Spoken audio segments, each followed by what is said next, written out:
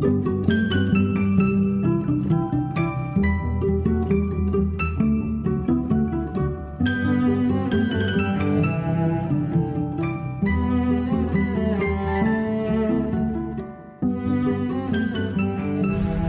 to Human Rights Education Now, a podcast series from Human Rights Educators USA. I'm your host, Bill Fernikes, a member of the National Steering Committee of HRE USA, a collaborative network to learn, teach, organize, advocate, and innovate for human rights education in the United States. This podcast aims to raise awareness about human rights education and invites listeners to engage with the worldwide movement to make human rights education a core focus of educational programs from preschool through higher education, and in both non-formal and informal community educational settings. Today's program is a conversation with Elana Haviv, founder and executive director of Generation Human Rights and co-chair of Human Rights Educators USA. In this episode, Elana discusses the origins of her interest in human rights and human rights education, her work in Bosnia and other locations regarding curriculum development, the creation of Generation Human Rights and the development of its HRE programs, and how Generation Human Rights has engaged youth to address human rights issues.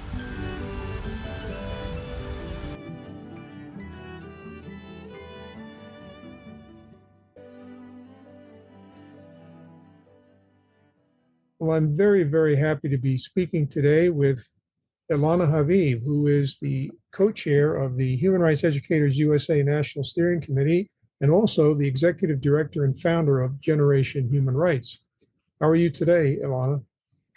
I'm good. Thank you. I'm well. So tell us how you first became interested in human rights issues and subsequently in human rights education. Well, I've been asked this before, and I don't recall a first moment. I guess since I was just young, always wanted to help and to serve in one way, shape, or form. So I guess the first moment I became involved in human rights education, which, by the way, I didn't know what the term human rights was. I wouldn't have used it at all. But reflecting back, that's what it was. In high school, I created the Student Action Club, and it was a club that I had students engage with volunteering in 3 different ways. One was the hands-off way where they could write letters, and so we set up an Amnesty International chapter for writing letters and signing petitions. The other way was I was a student too, right? I set my fellow peers up to volunteer in certain nonprofits in the community. There were candy stripers then. I don't think that's what it's called now, where you'd help out at the hospital. You get a really cute outfit to wear. And the third was to work directly with people. And I wanted them to focus on homelessness. So we brought sandwiches to the New York City Port Authority for people. And we worked with I think it was through a church in Newark, New Jersey, to do toy drives for families with homeless children. It was not received well by the community, this Student Action Club. Parents were concerned. The administration did not give us support. So it was a very different time. And I did that my senior year in high school, and the following year, or the year after that, when I was a sophomore in college, I was watching CBS News, New York City, and they did a story on the Student Action Club. So then there had been a shift, and because the person who had taken over for me was still the head of it, and she was talking about all the support from the community. So things were starting to change. So there really wasn't a youth change maker theme going on when I was in high school. When was I in high school? I graduated in 1990. Okay. So I think that might answer your question. So once you moved on to being an undergraduate, how did your undergraduate experience influence your interest in human rights? Again, this is so embarrassing, but even though I was at a fantastic university, human rights, that term wasn't used, or at least not around me. I started when I was in college a program called Learning Academics Through the Arts, and it was basically rewriting curriculum to incorporate the arts to engage different types of learners, have them have different entry points, the visual learner, the audio learner, the more tactile, tangible learner. And uh, I was able to start that program at an elementary school in, again, this term is no longer used, but in inner city Philadelphia. Uh, and there was immediate success. And what I was able to see was, especially like one student who hadn't spoken so far in the classroom throughout the year was talking. The student who they were saying might be pulled back because of her more argumentative tendencies, I guess, and she had some violent incidents, became like our class leader. So these things were happening. And I realize now is because the curriculum that I was implementing was recognizing them as individuals, respecting them, honoring who they were, showing dignity toward them. So it was the beginning of human rights, but it took me a while more. It took me till 2001 to understand what we were doing. At that point, we were an organization and what I was doing. Uh, and that we were a human rights education organization. But I just skipped a whole bunch of years there. Yeah. Hmm. Well, your experience is not atypical. Most of the people we've spoken to on this podcast have not had any formal undergraduate work in human rights. I mean, it really was a very, for lack of a better term, distant idea in educational circles back in the 60s, the 70s, the 80s, the 90s. It's only been recently that there's been more development. What do you think has sort of contributed to that change? I think a few things. I think that the youth are now being recognized more like they should be and acknowledged. I think, hate to say this, but social media has a lot to do with that. And people really being able to communicate from all over the world their stories and their experiences. Um, so that's a positive aspect of social media.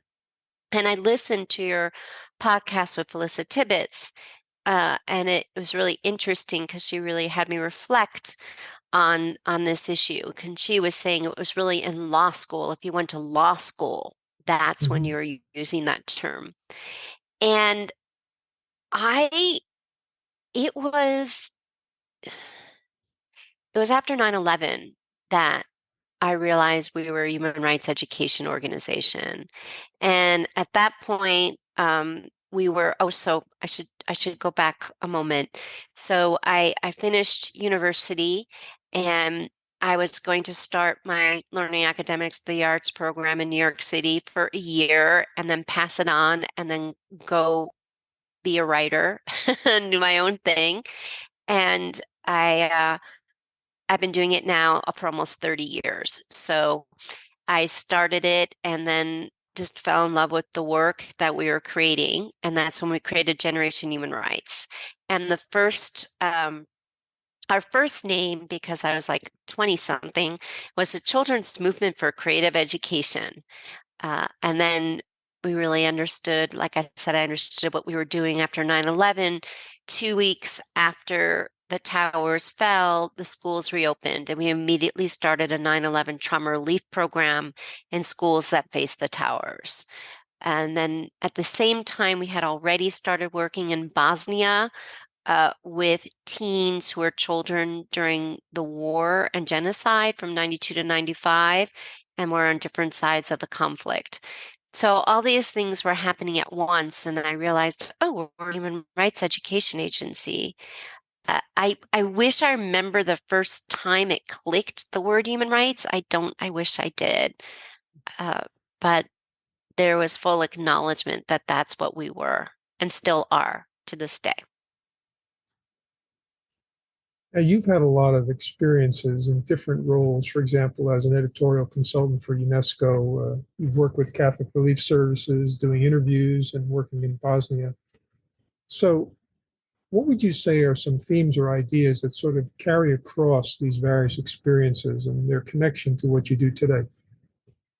Well, I think the connection is that, and I've been thinking about this, that all of these programs I've worked on with other agencies and for Generation Human Rights have all been in one way, shape, or form to support youth and to support them gaining the knowledge they need to weigh evidence and make decisions about the world around them. Basically, like how do we support them to navigate the world around them? And there are many different circumstances. And with UNESCO, never worked directly with youth or students, but I'm working on policy and I'm working with the teachers. And it's really about what we share with the teachers so that they can then impact the youth in their classrooms. I focus on secondary schools, high schools. Uh, for Catholic Relief Services, I created a life skills program for Syrian refugees on the Turkish border. So that was a wonderful opportunity because I was able to create the program, fly over, work with them, spend time there, train the Syrian facilitators, and stay there long enough to know that they had the grasp of what was happening, what they were doing. Um, and I'm trying to think of, oh, and with Bosnia, Bosnia was through Generation Human Rights. So we are actually still working in Bosnia now. We don't have a program that's there full year, full time, but to this day, we are still working with youth and teachers in Bosnia, more so with teachers now. So there was the shift. If you could talk a little bit more about the experience of dealing with families and individuals who have experienced the genocide and the human rights violations in Bosnia, how do you attempt to help them become, for lack of a better term, aware of their possibilities going forward, given what they've been through? Well, Bill, this is why I work with young people because I have found that wherever I am in the world, and whether it's remote or I'm on the ground, it's the younger generations that are still carrying so much hope. Whereas my peers who become friends, and allies, what they've been through, the it's different. Trauma is different at different ages. And I find that my expertise and I'm most helpful with helping the younger people. So I'll tell you real quick what brought me to Bosnia. So my brother is photojournalist Ron Haviv, and he's very well known. He's a human rights photographer, and he covered the disintegration of former Yugoslavia, and he spent a lot of time in Bosnia. And I, having nonprofit, was able to raise a little bit money after he returned after the war that went toward a book of his work. The photographs were very well known. They had won many awards. And he was going back to Bosnia in 2000. And literally being the little sister, I was like, oh, can I come with you? He said, okay. And he was very gracious and he bought me an airline ticket. And I went to Bosnia. He left the day before me. He got there the next day in Sarajevo. It took me 4 days. So there was fog.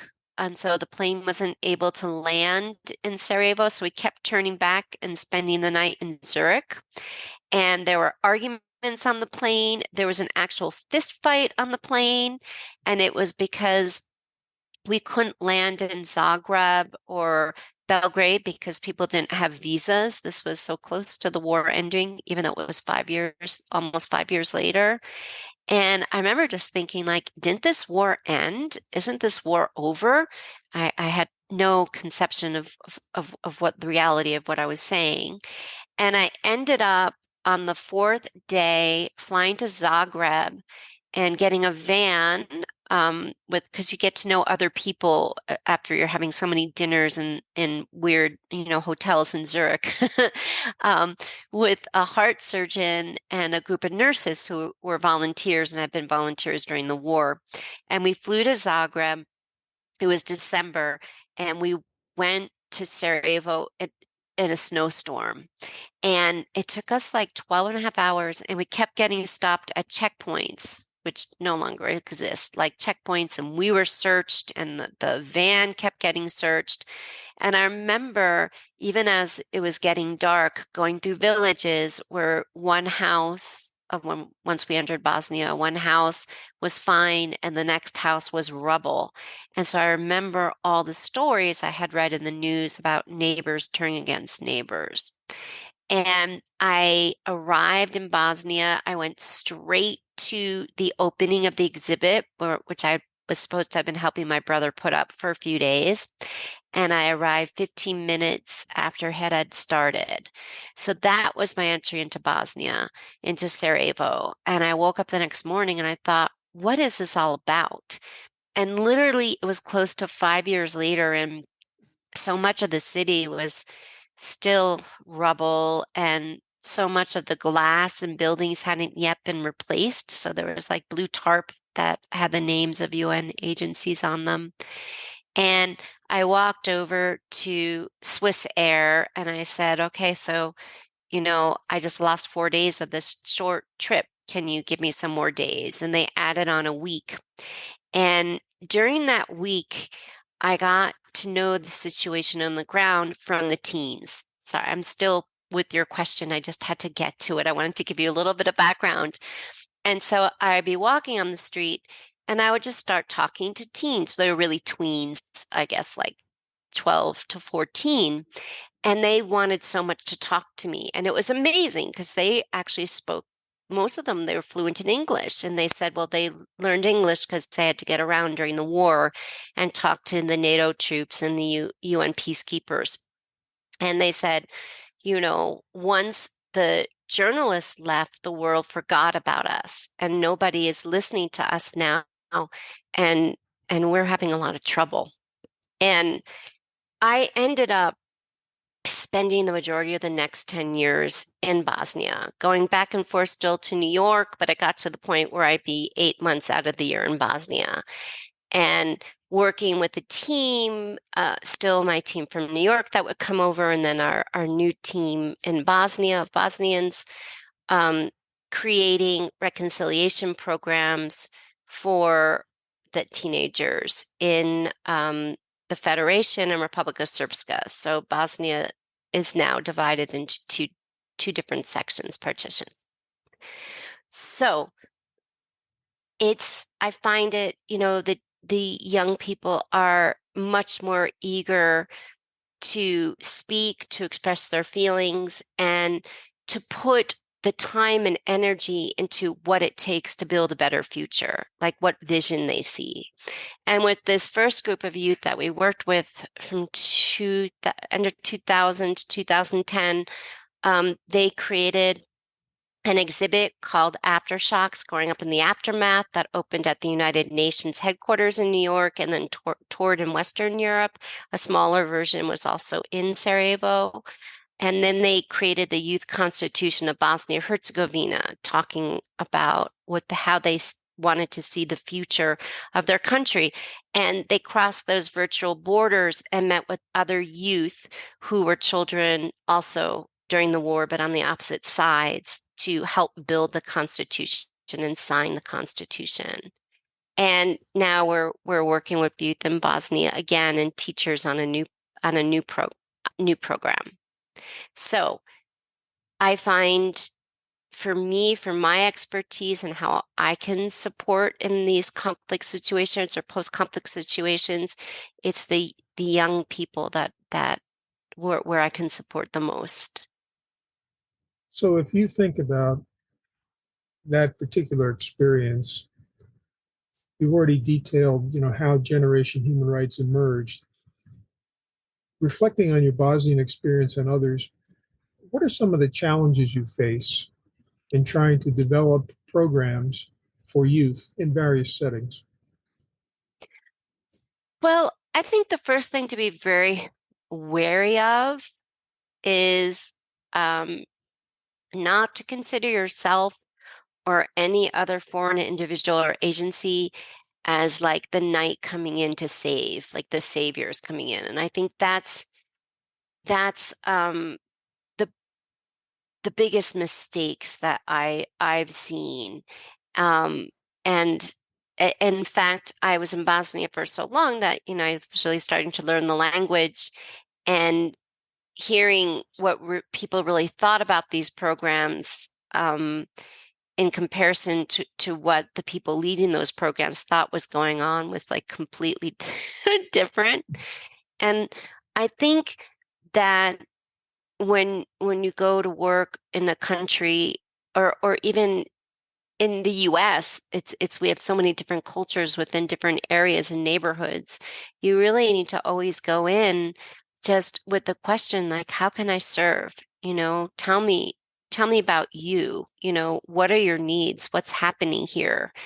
Uh, and I think if you don't do that, you're going to face resistance or you're not going to get correct information and you're just not going to have a strong program and you're really not going to learn about what's happened somewhere, what's happening now.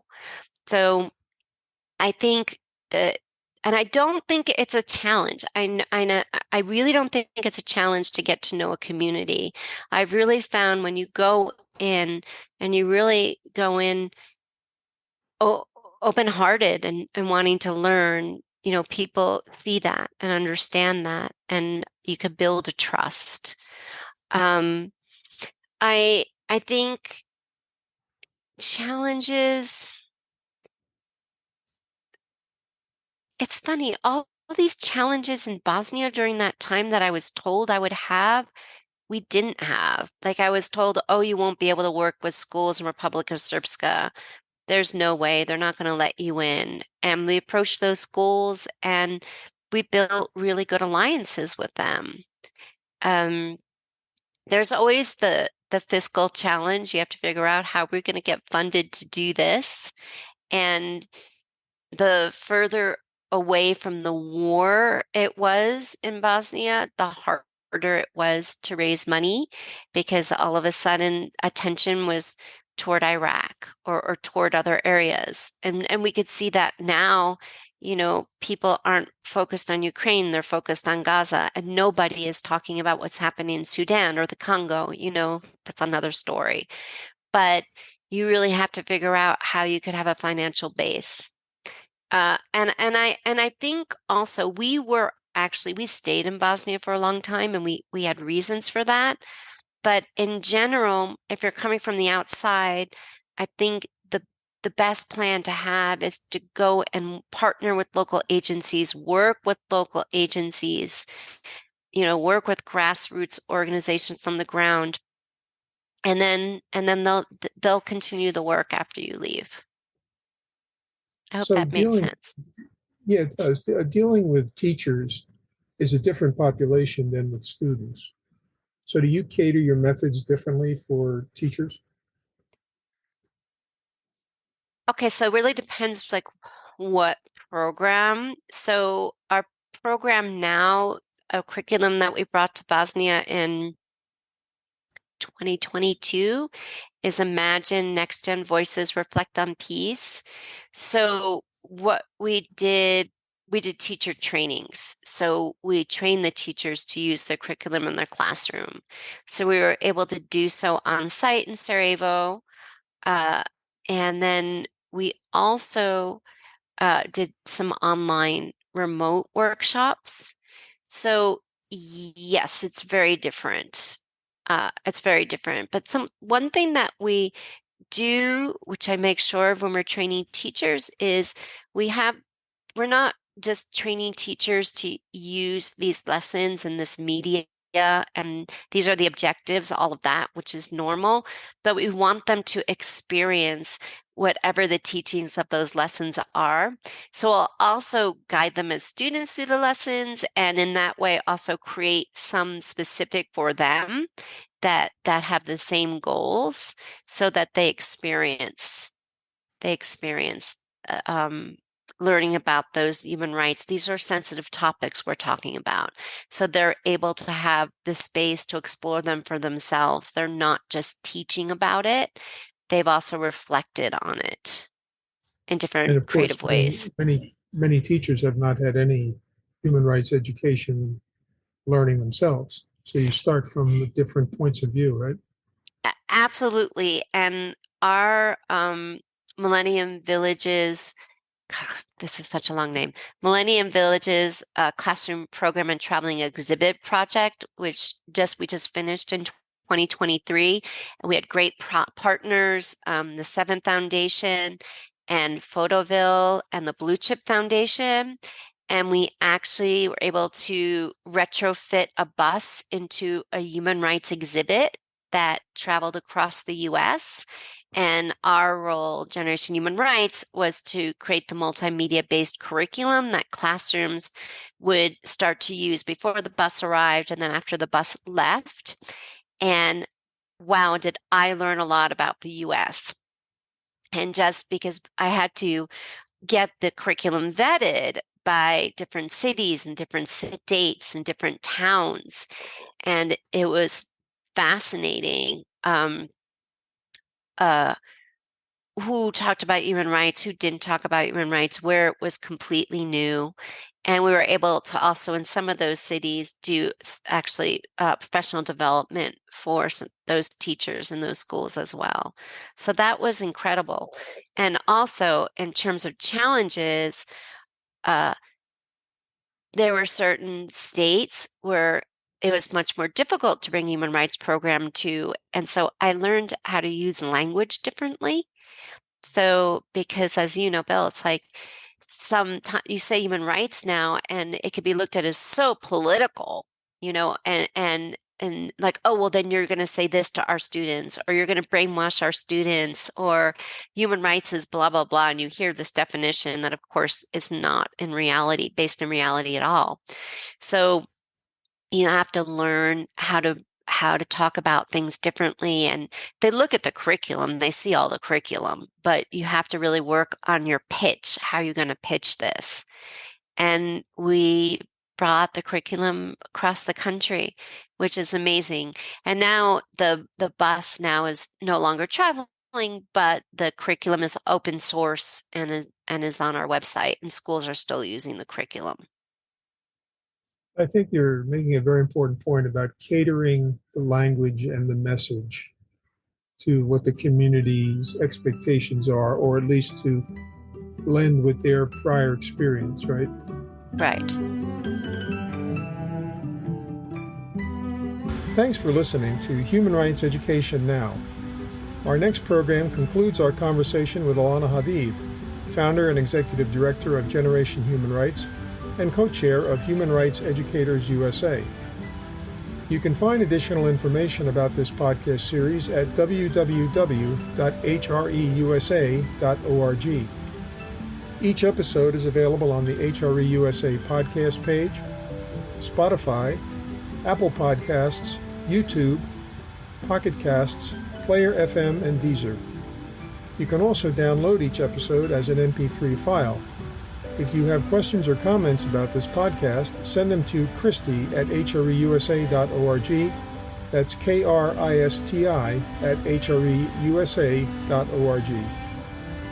Our podcast team includes producer and editor Bill Fernikes, executive producer Christy Redelius Palmer, editor Elizabeth Schwab, sound designer and project manager Sabrina Sanchez, communications and public outreach coordinator Jessica Tobrugan, and production coordinator Jasmine Chizu Goto. Human Rights Education Now is a production of Human Rights Educators USA, a project of the Center for Transformative Action in Ithaca, New York.